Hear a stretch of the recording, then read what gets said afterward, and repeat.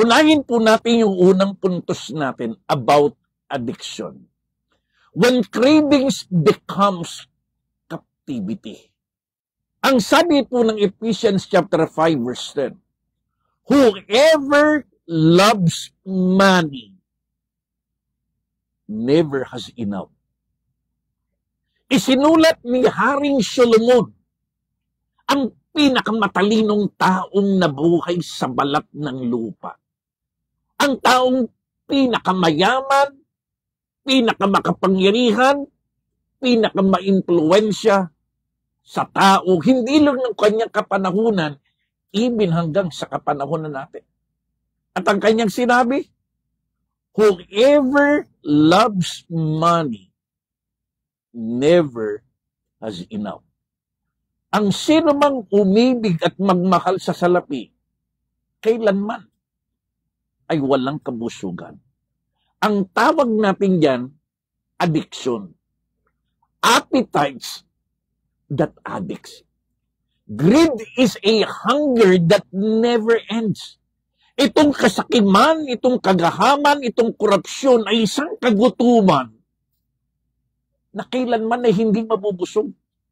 The more you eat, the emptier you feel. It turns a simple need into an endless addiction. Kaya itong spirit of greediness ay parang isang addiction. Tingnan po natin ang nangyayari sa ating bayan.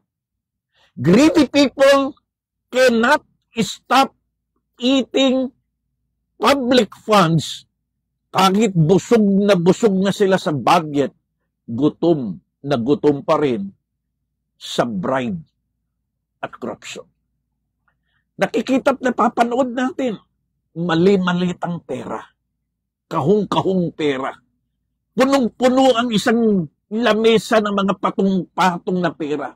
Sabi pa nga ng isang kwento, bumibili na ng isang kondo, ng isang bahay para lamang maging imbakan at tambakan ng pera. But take note, greediness is like addiction.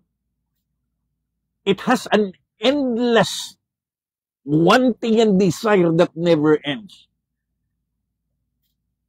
Appetite for more becomes an addiction.